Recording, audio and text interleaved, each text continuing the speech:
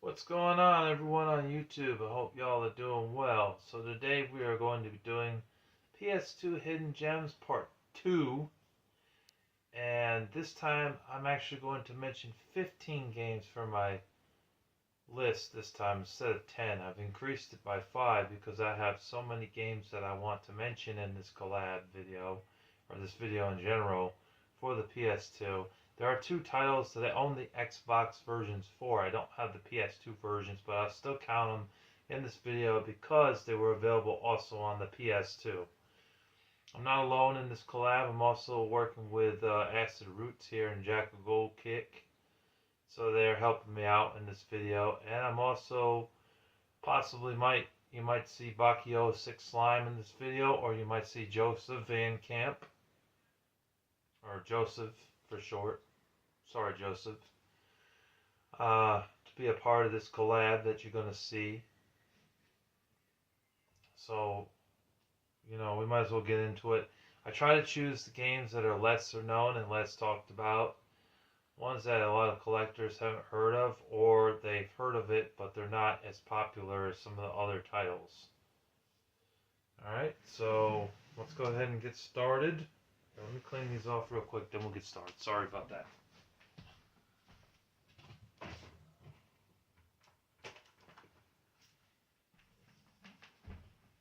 Ready?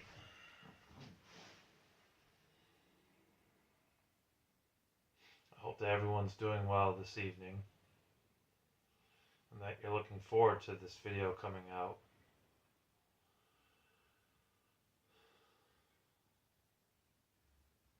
Glasses are getting scratched. Too scratched. I gotta get new lenses for these things because they got really scratched up. Alright, so anyways, let's get to the video. We've got this nice little stack here we gotta go over. One of them here is debatable if it's really a hidden gem or not, but I'm just including it anyways. Because for a little while she was down in the dump because Tomb Raider Chronicles was just average. It wasn't really a great game.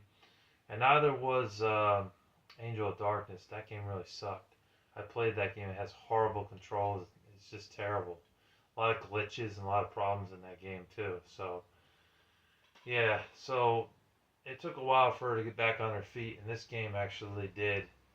But like I said, it's debatable if it is a hidden gem or not, because Lara Croft is pretty darn popular, I'd say, for the PS2. Well, what this game is, it's an action-adventure game. You do have some shooting in it, but it's also considered action-adventure. It's not just considered a third-person shooter, because there's lots of climbing and, there's platforms you have to jump on at certain times so you don't get killed. And there's also, finding keys and things like that to progress in the game. There's just a lot of things that you do, that doesn't involve first-person shooter gameplay. It's not a first-person shooter, but it's a really great game, and I was really surprised by this game. It was also released on the PlayStation 3, since they did a trilogy that featured this game on it, and Xbox 360 also picked up this game as well. It did not get a release on the Wii, surprisingly. I don't know why. I think it was also on GameCube as well.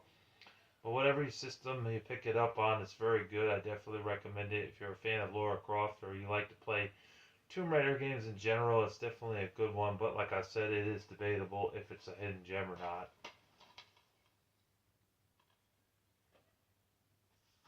Next game I have is Midway Arcade Treasures. This is a really good compilation disc.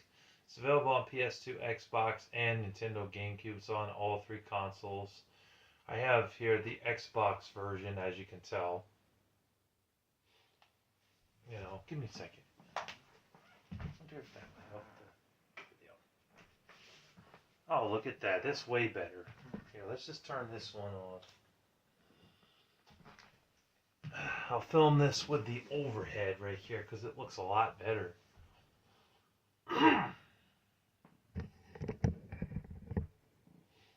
Yeah, so Here we have Midway Arcade Treasures. You get a bunch of classic games from the NES days, Super Nintendo, and Sega Genesis days. And it's a really good compilation disc. There are a few games on here that I didn't really care for. I didn't really care too much for Tubin. And Bubbles, I played it like once and then never went back to it again. And 720, I didn't think that was really that great of a game either. But the rest of them are pretty fun for a compilation disc. Those are all the games that you get on the Midway Arcade Treasures disc. And it's a really fun game. Really great game with arcade games.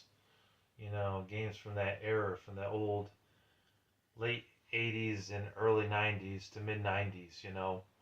They did make a sequel to that, to this, and a third one as well. And there's also Midway Arcade Treasures Extended Play for PSP and Midway Arcade Treasures Arcade Origins, I think, or just Origins for PS3 and Xbox 360. You don't necessarily have to buy all three of them. You could buy just this, the second and the third one, you're good. That would mean that you wouldn't have to buy the PS3 or the 360 version. But then again, if you only have a PS3 or Xbox 360, you should just buy that version. But yeah, I recommend this, and I recommend the second one. The third one's okay, but it just has a bunch of racing games on it. It is nice that it has the San Francisco Rush games on there, and Hydro Thunder was pretty cool, but I don't know. I don't think it was as good as the first two. For your money, you want this one or you want the second one. Those are the better ones that I would go for, not so much the third one. Next up, we have Wolverine's Revenge. I think this is a pretty good action stealth game. It was released on PS2, Xbox, and GameCube. You play as Wolverine in the game. The first level, he's got something on his head. You're still fighting with claws and shit and killing people with your claws, you know, kicking all sorts of ass and whatnot. It's really fun. It's definitely worth your time and your money. And it's not a very expensive game. I mean, hell, you can even get this on GameCube for about $10.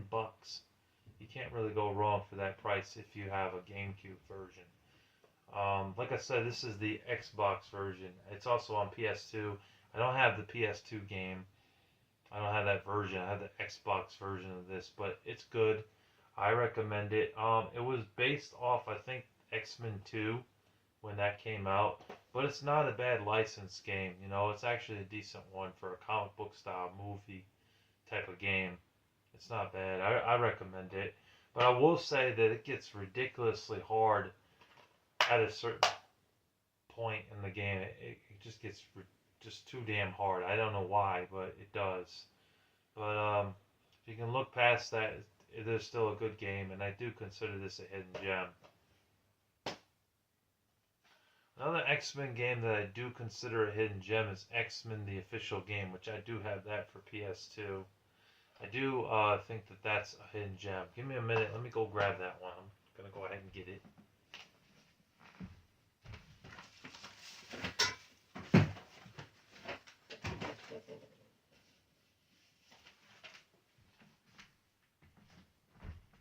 So I guess we're adding a couple of bonuses here. So we might have about 17 games for my part of this collab.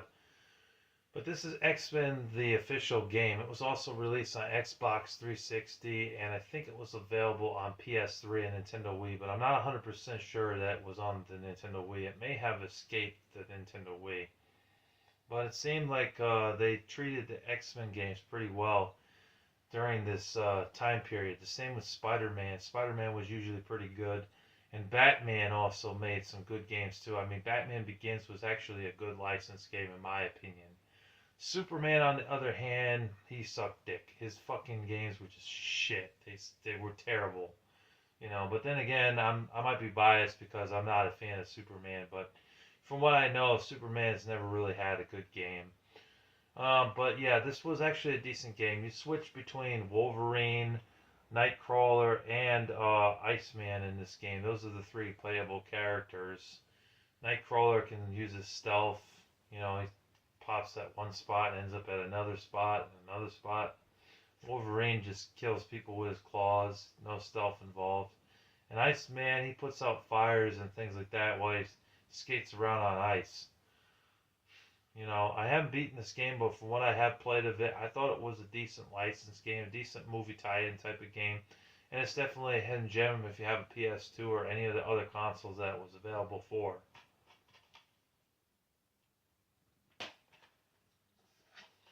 Next up, we have Donald Duck Out of the Shadows, or PK Out of the Shadows. I think it's PK.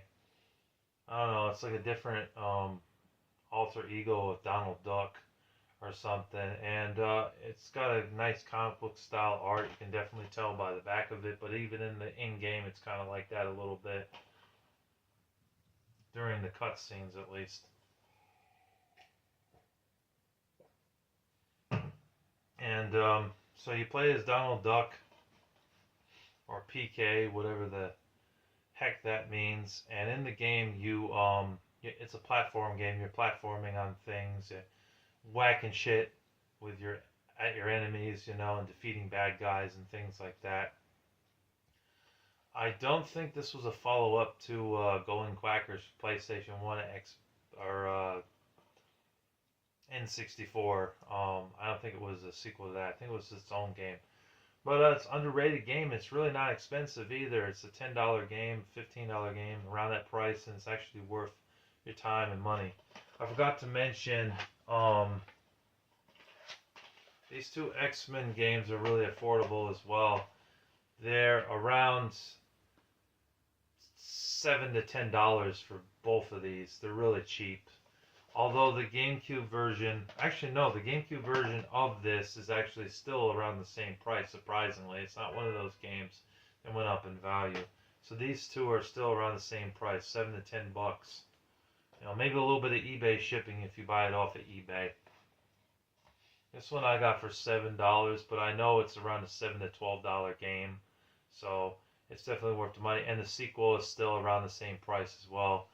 I think the third game is also around that price, $7 to $12. And this game is around a $10 to $15 game as well. Just had to throw that out there for all the people that are wanting some Hidden Gems games but don't want to pay an arm and a leg for PS2 games and they're on a budget, you know. Alright, so next up we have PS2 Disgaea Hour of Darkness. I figured I needed an RPG game for this list, for my part of this collab to mention, but I didn't want to choose Final Fantasy X or any of the Final Fantasy games because they're not hidden gems in my opinion. They're widely talked about to the point where they've reached too much popularity, so they're not hidden gems. But the Disgaea series, in my opinion, isn't really as popular, so I can mention it. I think also Star Ocean is not as popular, so that could actually fit in here as well. But Disgaea is a turn-based RPG game. You attack the enemies in the game, and then you hope that you don't die, basically. You know, the graphics do look good, the gameplay is fun, it's definitely worth your time and your money. They did make a sequel to this game, Disgaea 2. I don't remember the subtitle to Disgaea 2. And then there was also Disgaea 3 and Disgaea 4 for PlayStation 3. Disgaea 5 was on PlayStation 4 and Nintendo Switch and possibly Xbox One. And Disgaea 6, I think, just came out like 2 or 3 years ago for PS5 and Xbox Series X and Nintendo Switch, I believe. So yeah, they're all really good games. They're definitely story-based. They have a lot of talking. Sometimes the penguins in the game, you want to tell them to shut the hell up because they love to talk. And they say dude after every sentence. Yeah, dude. Oh, we got to go over to the right, over that way, dude. Oh, it sounds gnarly, dude. After a while hearing that so many times, you get annoyed. But yeah, it's a great game overall. I really do recommend this game if you have a PS2. The first ones, like I said, they are both available for PS2. I don't think they came out for anything else. Maybe PC, but that's about it. Good RPG. RTX Red Rock. This is definitely a hidden gem. I got this off of Matthew back when he was still selling games to me and stuff. I picked it up for about $10, I think, maybe $8, but it's not a very expensive game, but it's also not very common. I don't hear too many people talk about RTX Red Rock very much. But it's a how do I phrase this? It's a third-person shooter, but it also does have some platforming and action elements in the game as well. So I'd consider it more of an action adventure game, not so much a third-person shooter. But like I said, it also has platforming as well. But overall, it's a pretty interesting game. It was decent. I think it's underrated and it's not really talked about very much. So I definitely recommend you guys checking it out. And like I said, it's not an expensive game. It's around an $8 to $14 game, I believe. So it's worth your money and your time.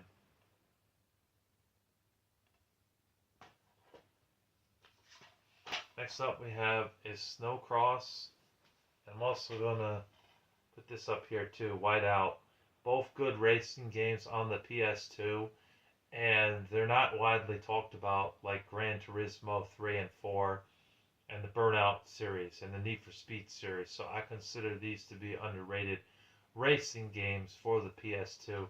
Now Snowcross 2 was a very good game. One of the few games that I thought Crave did right for the PlayStation 2, because a lot of the games that Crave made, they sucked. They were not very good games. The Plane wasn't really a good game. Neither was the Blaster Master game on PlayStation 1. And neither was the Trigger Man game. That game is garbage. A terrible third-person shooter, you know.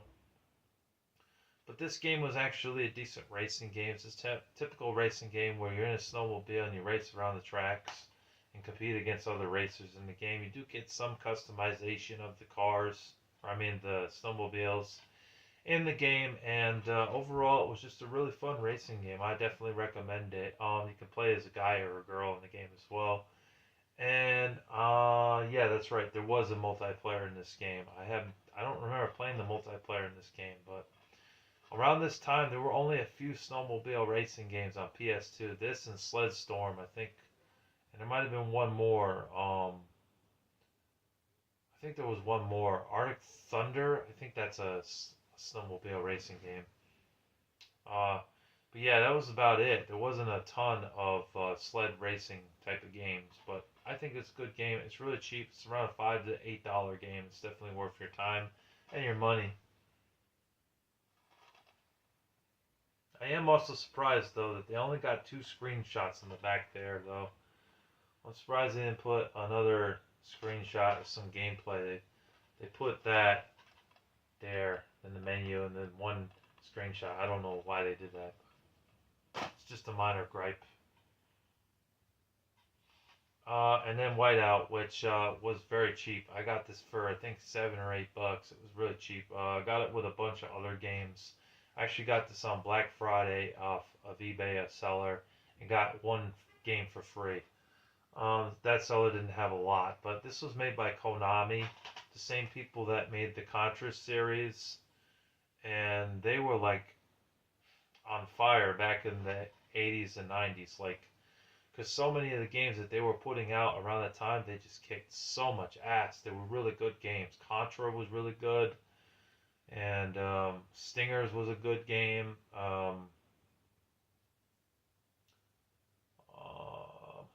I don't know. They had a lot of NES titles for sure. I think they also were part of Ultra Games back in the day.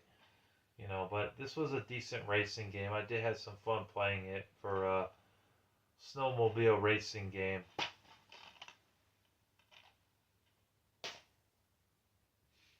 Next up we have is Vex. Vex is a pretty interesting platform game. He plays this guy, gets like power-ups and whatnot, and uses it to his advantage. There's a lot of climbing and jumping in this game for a platformer game. Works pretty well. It's actually pretty fun. It was released on the PlayStation 2, the Xbox, and the GameCube. It's on all 3 consoles. So if you don't have the PS2, you can pick it up on the original Xbox or the GameCube. The game is fun. The game is worth playing. Kind of has a light Ratchet and Clank type of vibe with powering up and things like that, but it doesn't have any like collecting of bolts or anything like that. But overall, I think Vex is underrated and not really talked about that much. But it is a really good game that can be had for around the 10 to 12 or $13 around that price range. Definitely worth checking out for that price. It is a good platformer game. Spy fiction. It's like a sci-fi type of game, third-person shooter type of game, and it does have some action elements in the game. It's a really fun game. Um, this one's actually not cheap. This one's around a $40 to $60 game. I got it for around $40. I was lucky when I picked it up. But like I said, it isn't a cheap game. It is around that price range currently because it's an uncommon game on the PS2, but it's definitely worth checking out if you have a PS2. Didn't sink a whole lot of time into it, but it does have some shooting in it. I don't know if you'd call it a. I'd say it's a third-person shooter game, but it does have some stealth moments in the game, and there is some action stuff in it as well, sci-fi stuff as well. So I don't know if I would call it a third-person shooter or call it underrated or well, you can't call it underrated. It's multiple genres mixed into one, basically, is what I'm trying to say. But it's a good game, and it's highly underrated. Next up, we have a first-person shooter game here, 007 Nightfire. I do think that this is a really good game for James Bond. This was actually one of the best James Bond games other than GoldenEye. For the PS2, this and Agent Under Fire were actually the best James Bond games in my opinion for the first-person shooter ones. They did make some that were third-person shooters like From Russia with Love, Quantum of Solace, and what was that other one? Everything or Nothing, that one.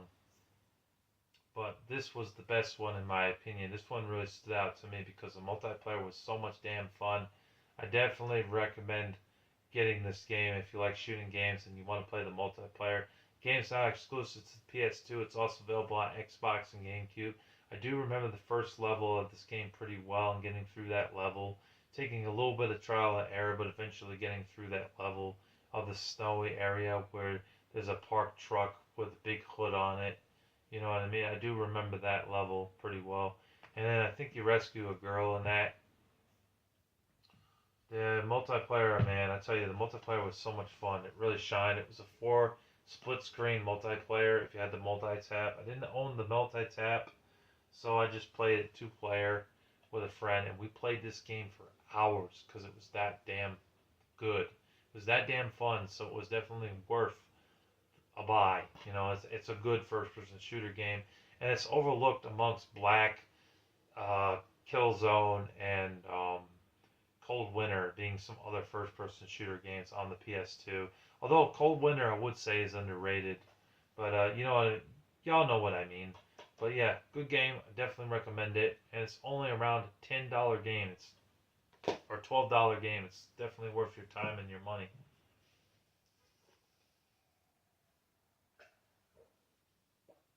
Here's one I picked up years ago for $5. I think it's gone up since then. It's around a $10 to $15 game, but it's definitely worth your time and your money. It's an underrated shooting game. It's called Project Snowblind. Basically, this guy dies, but he's somehow revived and goes back to life. He's got a power in his arm to blow things up and things like that. And it's got a sci-fi type of story behind it all, but it's a really good game, and I definitely recommend it if you have a PS2.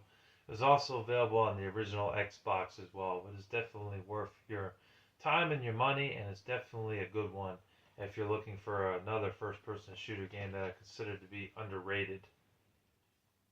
Alright, just a few left to go, and then my part will be done. World Tour. This is a futuristic skateboarding scooter type of game. Well, yeah, I guess you could say it like that. You're on a like scooter and you go through the levels doing tricks and stuff, picking up items and things like that. It's good. Plays a little bit like Tony Hawk, but then again, it's its own thing because it's excuse me, it's not a skateboarding game per se. It's more of a scooter go around and do tricks type of thing. Look up gameplay of it. You'll see what I mean.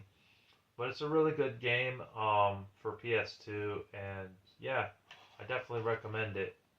It's also available on Nintendo GameCube as well.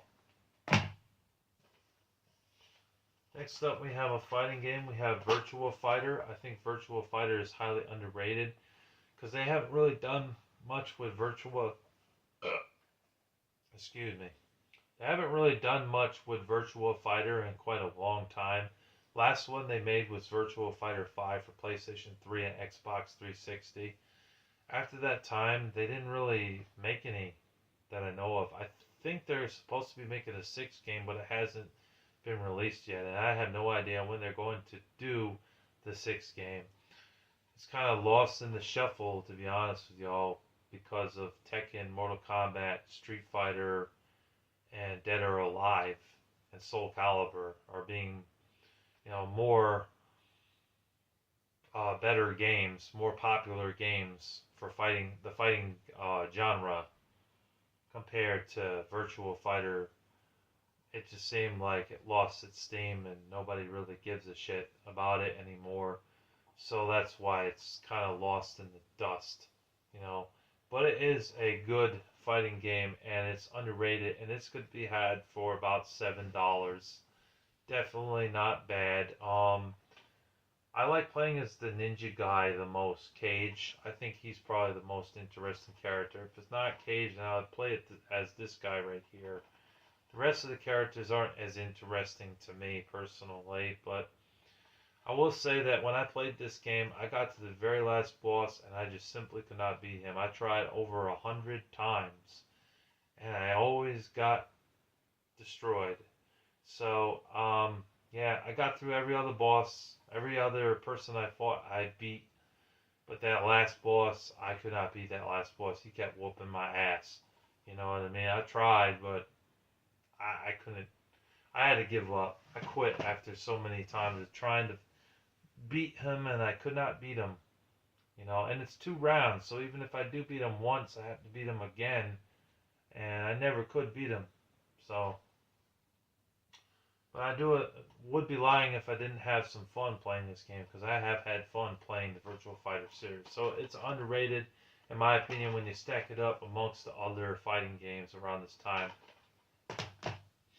And the last game I want to mention for my part is Mark of Kree. I think this is a really good game. It's a good action game. They also did make a sequel to this called Rise of the Kasai, which I do have over there in the box. Over there with my... It's piled underneath the Nintendo Switch games and things like that. A couple of Xbox 360 games are in that box as well. But it's really good. You play as a guy called, I think Kree is his name. Kuzo, sorry. Kuzo is that guy's name. And he has a bird friend in the game. That bird right there helps him out at certain parts of the game. You fight enemies in the game and stuff. I did beat this game. It was definitely a long one, but it was a fun one. I liked the forest areas. I liked the woods. They were very colorful looking. They looked gorgeous for the time period, Definitely fun. And it's a hack and slash type of game. So if you like hack and slash type of games, this one is definitely underrated in my opinion. So that's all the games I wanted to mention for my part, but stay tuned because we're going to see a part from Acid Rootz and Jackal Gold Kick as well. And possibly Bakio 6 Slime and Joseph's part as well. So stay tuned for their parts, and thank you for watching me. Now you're going to see their parts to this collab. Thank you. Take care. And enjoy their parts. God bless you. What's going on, everyone?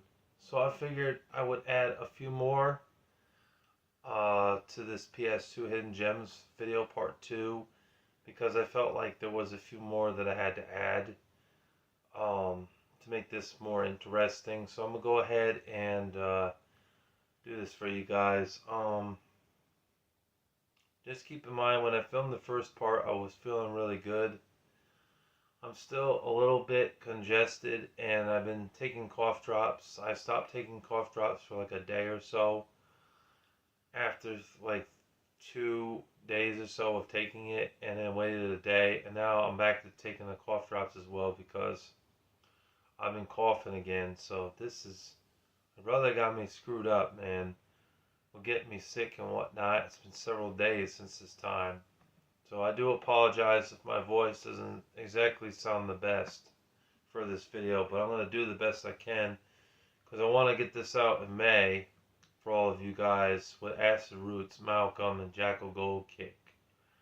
So these are the contenders I was able to find to help me with this collab. So anyways, I do have a few more. In fact, I have so many PS2 games that I think are good that no one's really talking about, that I could actually do a third video by myself.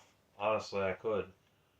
You know, because there's just so many damn good PS2 games out there. There really is.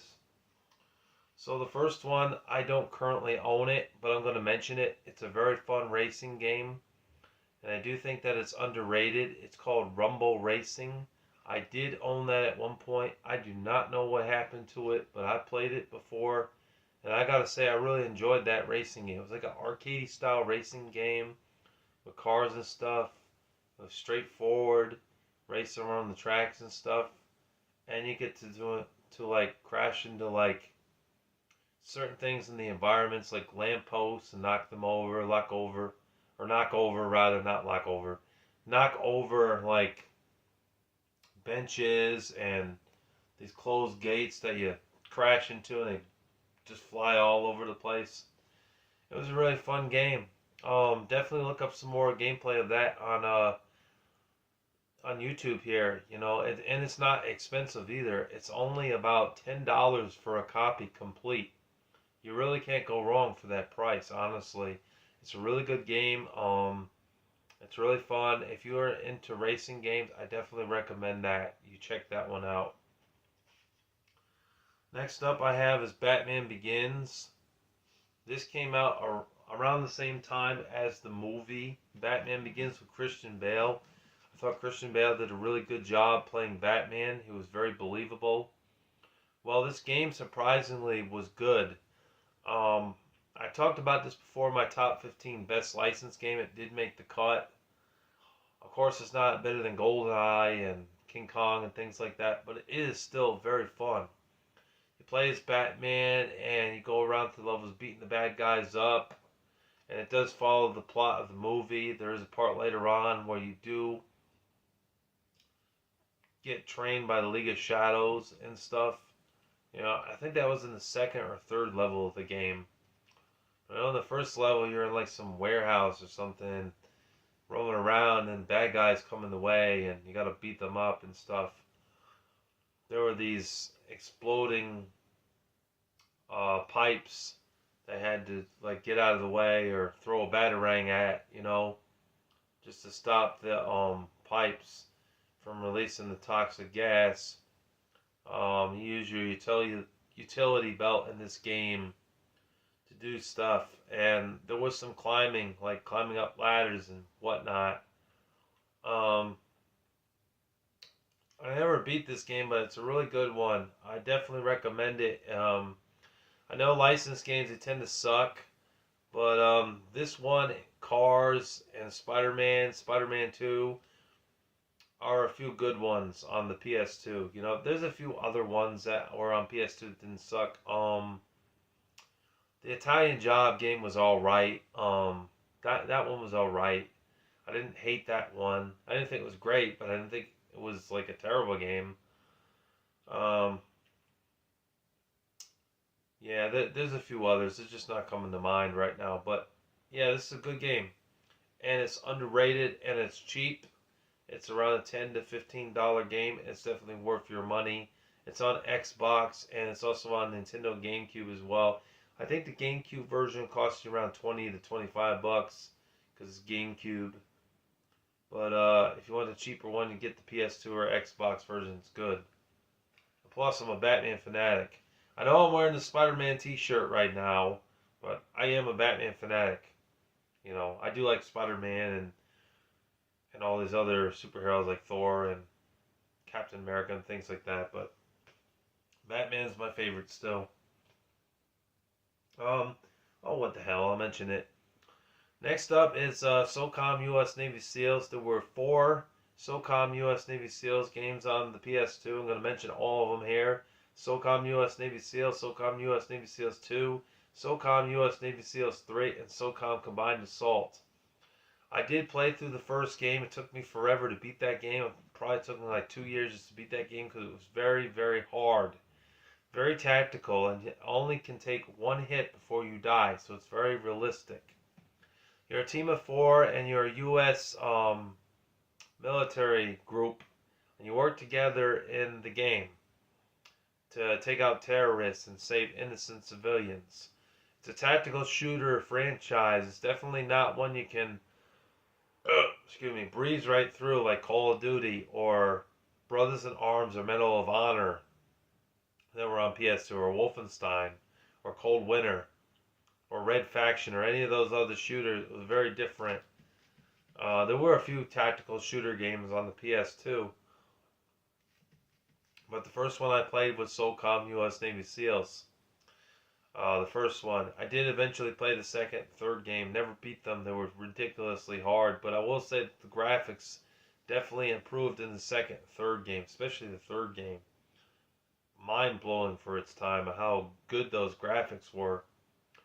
But that's what you are. You are basically the leader of the team, and you got 3 other guys that are on your team.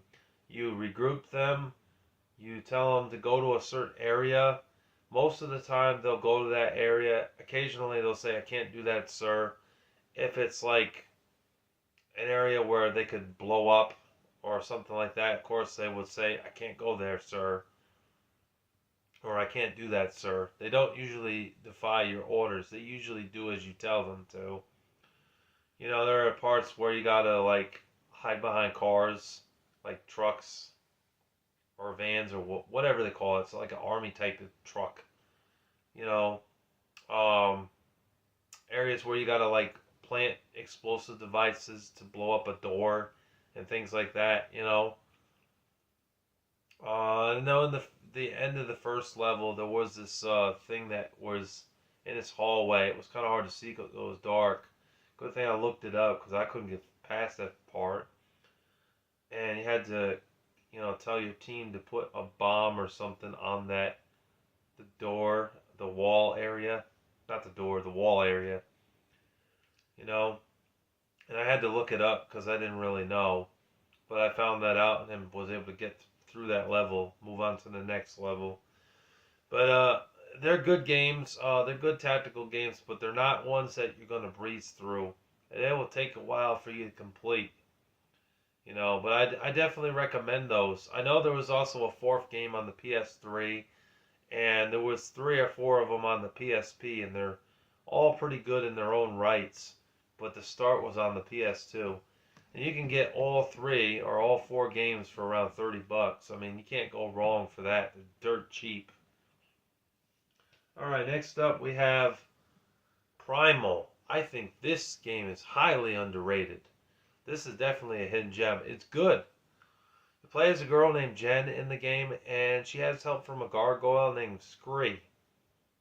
So the 2 of you work together to get through the levels. It's kind of like an action game.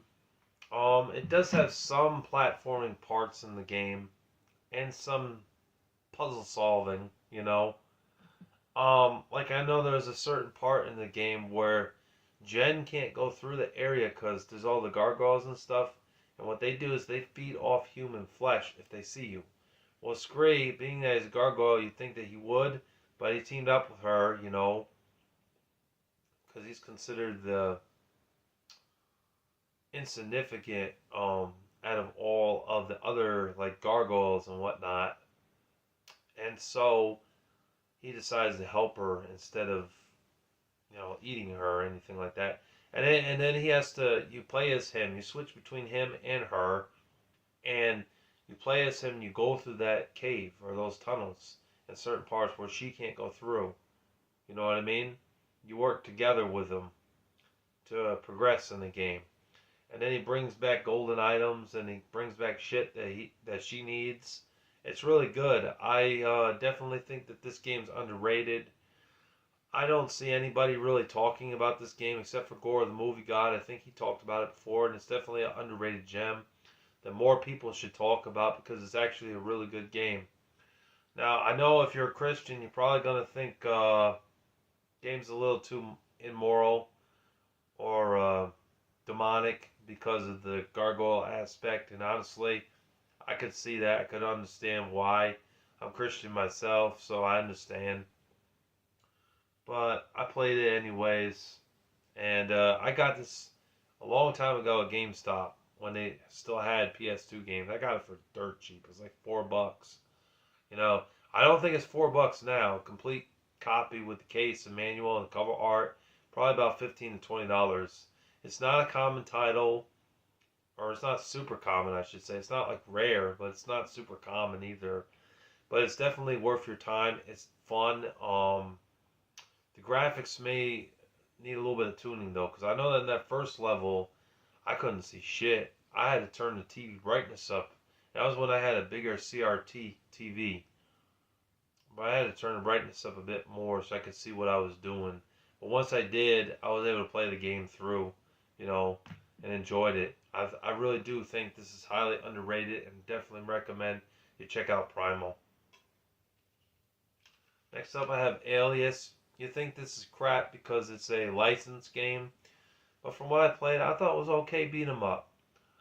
You and one other guy, you go in and you're investigating this criminal guy, and it plays similar like the show. I'm sure that there's multiple episodes. I didn't get super far in it, but in this part of the game, the beginning of the game, you're like a waitress at a bar, you know, that this guy owns, and this guy is a criminal, is a fucking lunatic. And so she and the other secret agent, they find their way in there to investigate on these people because he's crazy, he's messed up in the head, cuckoo. So anyways, you gotta eventually take him out, but you do it kind of in a stealthy way. There are parts of the game where you're not really so stealthy because you're in like a kitchen, and then guys come through and they see you there, and you're not supposed to be there, so you end up fighting them, hit them in the head with a frying pan, or you could use like a long stick, bamboo stick, and knock them out. You know, guitars and all this other crazy stuff that you can use to beat up the bad guys, and it's like a beat 'em up stealth type of game. Sometimes stealthy and other times beat 'em up. It isn't very consistent, I will say that. But for a licensed game, I thought it was okay. It wasn't a bad game overall. I think that it's underrated if you have a PS2. It's also available on Xbox as well. So, and this was, of course, based off a TV show, just to add that as a bonus. You probably already know that, but I just had to mention it because it's Alias, you know. But it's not bad. Not a bad licensed game. Got two more. This game is highly underrated. I mean, I picked this up for $5. I mean, actually, it's a 3 for $10, so I got it for $3.33 at Mr. Deals. But it's a Twisted Metal clone called Vehicular Combat League. Vehicular Combat League. There we go. Got it this time. Second time's a charm. Motor Mayhem. And I like this game. I think this game's good. But nobody really talks about this game, and I don't understand why, because it should be more talked about, honestly, because it's a really fun game. It's like a Twisted Metal type of game, really fun. The levels are fun. The graphics are pretty good for the PS2 era. I know they're not a PS5 game, so they don't look like a PS5 game, but the graphics are still pretty good, and the gameplay is fun, and there's power-ups and stuff in the game that you can pick up. Fight the enemies and things like that, or the people in the cars, blow them up. Parts of the game where you run over a ramp and you fly up in the air onto the second platform, the second part of the level. It's really cool. Different levels in the game. Yeah, this game was highly underrated, and I definitely recommend it. If you're looking for an underrated hidden gem game, and it's not like expensive, I definitely recommend this. It's good. So I would definitely recommend buying this. Get it for cheap. No more than $10 for this game. I know it. All day. No more than $10. The last game I want to mention is Alter Ego. I think Alter Ego is also a really good game on the PS2 that no one really talks about. It is cheap. It is not expensive at all, and it's definitely worth your time. It's a hack and slash type of game, beat 'em up type of game, with kind of like a cel shaded look in parts of the game, but it's fun. It's a fun game. You play as this guy. I forget his name. Yeah, I don't remember his name. Shoot. But I remember it being a really fun game with a nice world, different levels and environments, and it being interesting to play. I like the combat in the game. The combat works well. Um, you can upgrade your suit and stuff so you become a little bit more powerful and whatnot. Overall, it's just a really fun game on the PS2, and I definitely recommend it if you have a PS2. Here's the back. So those are some more games that I had to mention for my collab here. Now you're going to see Acid Rootz, Jackal Gold Kick, and Malcolm's part to this collab. I hope you guys enjoyed watching this part, along with the other part that I mentioned before. So we covered about 24 or 25 games, I think. I think. Don't quote me on that. But yeah, that's my part, and I hope you guys enjoyed. Thank you for watching. Stay tuned for their parts because it's coming. Peace. What is going on YouTube? This is Acid Roots Wired. So I've got a collaboration video I'm doing here with Larry the Batman fan as far as this pitch can happen. Basically, this particular video is talking about the hidden gems that I found in particular, and hidden gems that other folks found in terms of talking about the PlayStation 2. I have a series of games here. I have at least some relative degree of like the havings about as far as this pitch can happen with it. A couple of these have gotten decently far within the pitch behind it. Some of these have just been like rentals and playing with pals from like 20 years ago, pitches like that as far as what's first going to happen. But it's just within the pitch as far as saying there's a series of these just within the pitch as far as this particular fair is going to go. But just the pitch behind it, just be able to say the first game I would recommend within a sense is a game that I've beaten at least in some degree of fashion a couple of times. That would be the bouncer, good type pitch to be able to get here. Just the pitch behind it, just like a fighting game, kind of beat 'em up type style, very similar to like Final Fight, just on like the PS2. Some of those type pitches I'd have to say. Pretty good format, has like role playing game type elements within the pitch behind it, similar to Final Fantasy, where you would level up some of those particular type fairs just in the pitch of kind of. But this is a good type aspect here because you can actually play with 3 players at once. So it has a 3-player kind of story mode as far as this first going to happen. So it's not just 2-player like within typical kind of more old school type fashion, retro type games, but just the fashion you can bring a 3rd player along.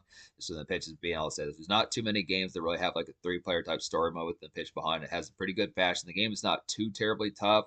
I was able to beat this game just alone as far as this pitch kind of happened, but it's just kind of within the concept that it does require the aspect of leveling up with the appropriate experience because it's not just experience like you would think in like a Final Fantasy game. You have to choose whether to level up like your strength or your health or something like that. I don't remember its full bound, but just from some of those type pitches, some good type stuff there. Jet Li, Rise to Honor is another hidden gem that I recommend here. Now, this is kind of more of a rental within a pitch, I'd say, but it's still a good type fashion to be able to get this. Just paying attention to like the quality of it. It's just basically like getting a Jet Li movie and like a PS2 game, some pitches like that. This martial arts type game.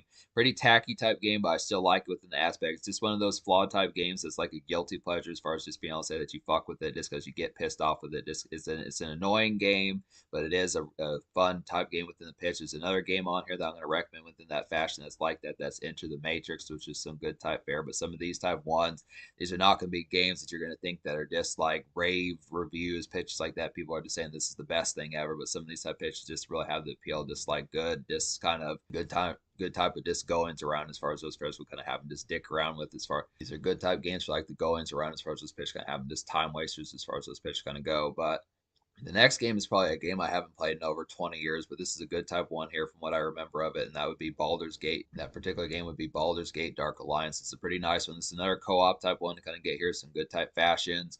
Pretty much just like a Dungeons and Dragons-esque type thing. I would say similar within fashions to like the format of like fantasy type styles like I look within it. You could say within certain fashions, a possible hidden gem might be those Lord of the Rings games that came out in the PS2 games. Those are some good type fashions from what I remember. Those within that particular type fair, but it's basically similar to that same sort of fantasy lore type stuff, just in kind of a more just kind of like similar to the level up type fashion, like the bounce that I was talking about, where you gain experience from what I remember now. I don't remember his full bound. I really have not messed with this game since probably like 2003, 2004, some of those type pitches, but it's just within good type fair. Being able to say it's got some good content. Once again, it's a co-op type one that you can play with maybe I think at least three, maybe four pals within some of those type pitches. As far as those players can have just good type context to get some of those. So I do like some of these type ones. Some of these type games that have multiplayer type story modes. It's just within the fashion of having like some further entertainment for more of like larger kind of shindigs as far as those pitches can happen for more house party type affairs where there's going to be pizza parties and liquor and pitches like that, just stuff like that, standard fare of music and some of that type fare.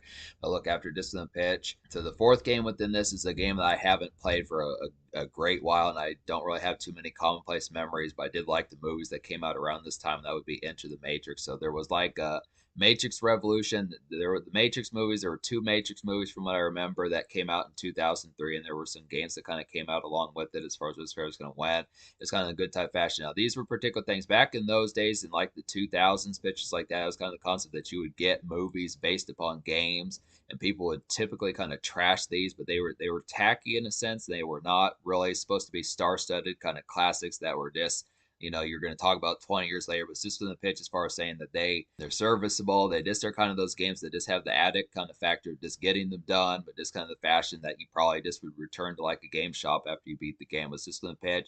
I feel like some of these type ones it's the same thing with Jet Li Rise to Honor, that some of these type ones, and probably the same thing with Baldur's Gate. These not when you think of some of the best games for PlayStation 2, like you'd probably say, oh, like Grand Theft Auto 3 or like some of those type of ones, like Devil May Cry, some of those type pitches. You just would have to say that Enter the Matrix is just kind of one of those type ones that is just kind of, it compels you enough to beat the game within the pitch, but it's just kind of the concept that this one is just, it doesn't say maybe the longevity isn't as full bound there within the pitch, but still some good type concepts within the fair behind it. Just would have to say, like I was saying, I think it has enough drive factor. It's one of those type of games that you just want to play and get towards the concept of getting done, just because I think it has like a certain kind of like monotonous kind of, has a certain kind of monotonous kind of addictivity factor that just some of these type of games kind of have. That's good type fashion about some of these PlayStation 2 type games. They have the fashion of having you to have the drive wanting to do it. It says that certain compellment that I don't know of games from like the PS5 and Xbox Series. I don't know as much of like games from like the PS5 and Xbox Series X days kind of have that. But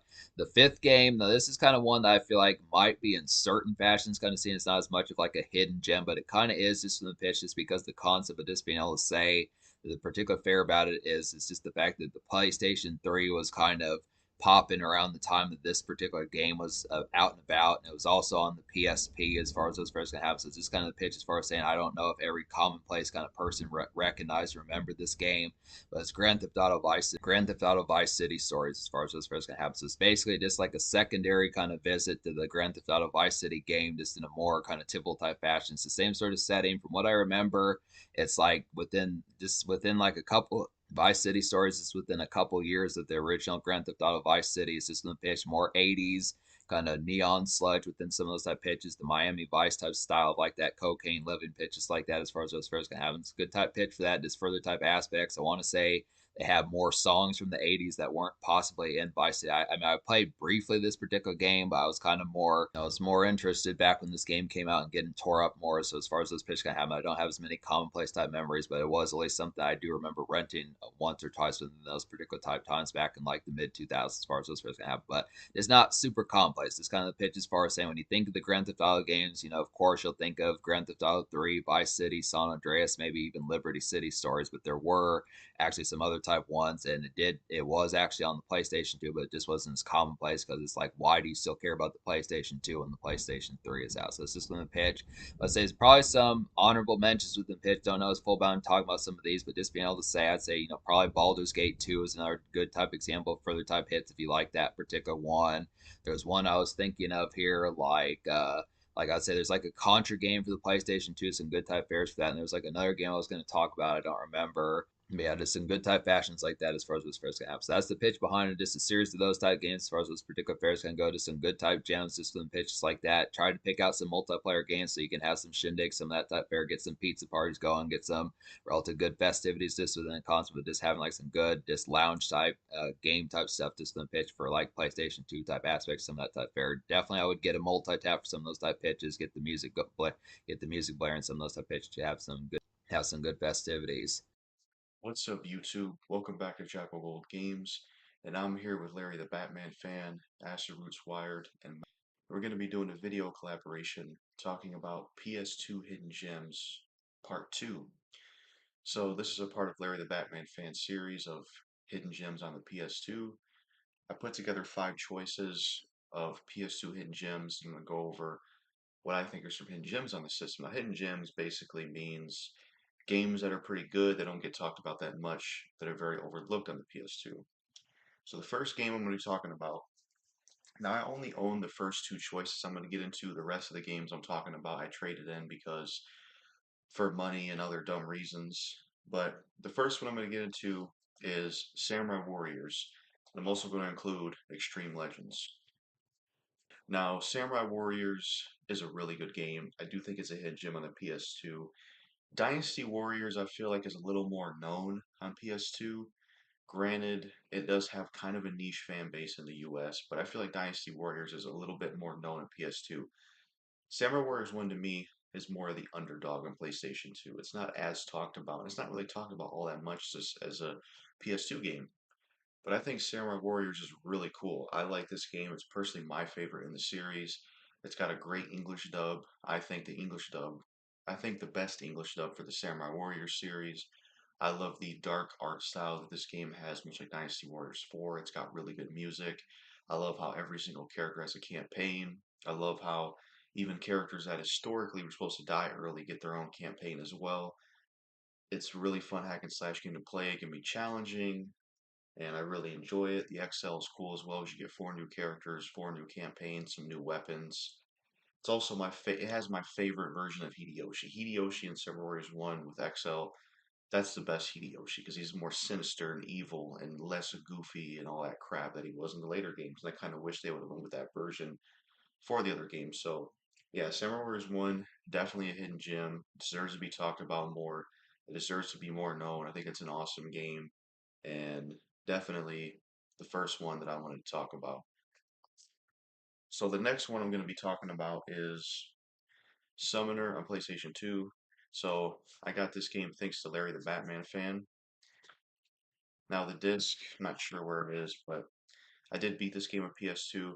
This is a pretty good RPG on the PS2. I really did enjoy this one. I thought it had a pretty good story, pretty cool music.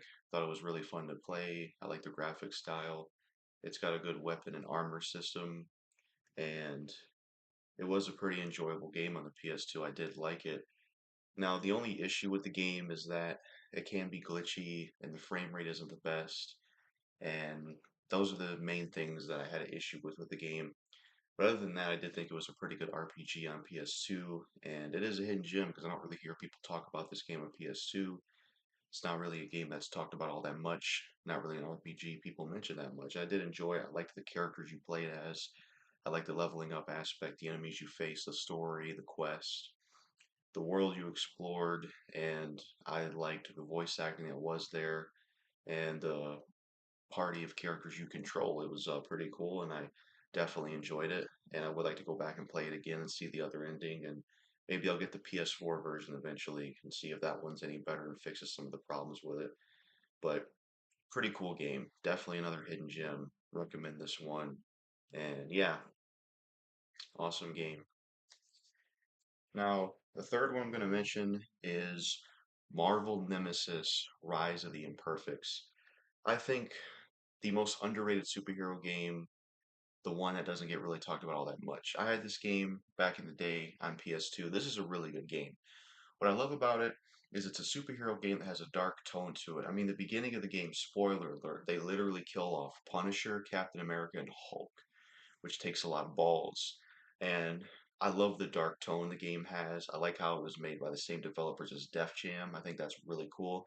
You can tell because if you play as Spider-Man or certain characters, the way they end them battling with a character if you're doing one-on-one fighting. It's kind of similar to how the Def Jam characters talk after they beat somebody. And it's a really good game. I like the story mode. I haven't played it in a very long time, but I remember really enjoying it. I like the story mode. I remember you switched, like, you started playing as a Thing, then you play as Wolverine some, then you would play as some other characters, and it's like a mix of you going around beating up people, and then sometimes it would be a one-on-one battle with somebody. So it'd be one-on-one battle, but a lot of it would be you beating up people, and it was a really good game. I like the kind of steampunk style it had. I like the roster of characters that was in it. It had some good music, and I just really appreciated the really dark tone that it had. It was really cool, and just a lot of cool characters in there. You got Thing, you got Venom, you got Spider-Man, you got Iron Man, you got Daredevil. You also got some new characters as well, like a guy named Johnny Storm, I think's his name. And then you have, what's the other one? You have some woman that has like bladed hands. Can't remember her name. Then you have some other characters as well. It's been a very long time since I played it, but it's a really good game. It doesn't really get talked about all that much, but I thought it was a really solid game when I played it. It's got a fun story mode, and then it's got a fun one-on-one thing where you either fight friend or you fight CPU NPC characters, and it's a one-on-one type thing. So it's a good fighting game mixed in with some beat 'em up stuff. Definitely a hidden gem on the PS2. Deserves to be talked about more, and should definitely be more known. And yeah, it's a pretty good game. So that's my third choice. My fourth choice is going to be the Bouncer. The Bouncer, I think, is another hidden gem on the PS2. I thought it was a really good beat 'em up game on PlayStation 2. I did like it. It was fun to play. I like the characters you used. It had kind of this like Final Fantasy style to it because Square Enix made it. And it's a game that isn't really talked about all that much. I don't think it was the most liked, but I did think it was a hidden gem on the PS2. I did enjoy playing it. It was a fun beat 'em up type game with the campaign and gameplay. I remember it had really good ragdoll physics that was innovative for the time it came out. And it would be cool if Square Enix would do more games like this and more follow-ups to this kind of stuff because it was like a beat 'em up game. Like I said, the art style of Final Fantasy games. It had some pretty cool characters in it that you played as. There was a total of three. I remember you could play the campaign as all individual, three of them. And then there's another mode you play where you can play as other characters and stuff like that. And I just remember it being a really fun game with cool sound effects and fun to play. I played it by myself, I played it with my brother.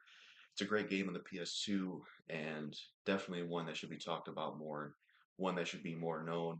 I remember it being pretty cool, honestly. And I liked the sound effects in it. And the villain in the game, the boss you fight, he was pretty cool. So that's my fourth choice. My last choice and the fifth final hidden gem I'm talking about is the game True Crime Streets of New York. True Crime Streets of New York personally is my favorite one in the series. I really enjoy that game. True Crime series is basically GTA, but you're playing as a cop, open world aspect. I liked that one the most. I really enjoyed it. You play as a character named Marcus. He's pretty cool. I really enjoyed that game. I thought it was a really good GTA style game, playing as a police officer. I remember it being pretty good. I liked the story, I liked the gameplay, the shooting aspect, and I remember really enjoying the game. It's been a very long time since I played it. Activision was involved in it, but it's a really good game. One of the things I remember from that game that's so memorable is that when you're driving a car in that game, you could crash into somewhere, and if you kill yourself while doing that, your character's legs would fall off, and he would look at his body screaming. And then when you come back, you can go back to that area and pick up your character's remaining body parts and use it as weapons, which was crazy. But I remember it being a really fun game. Redman the rapper, he was actually a playable character in the game, I believe through a cheat code or some way like that. It's a really good game. And I think that game and First True Crime should be remade and re-released as well.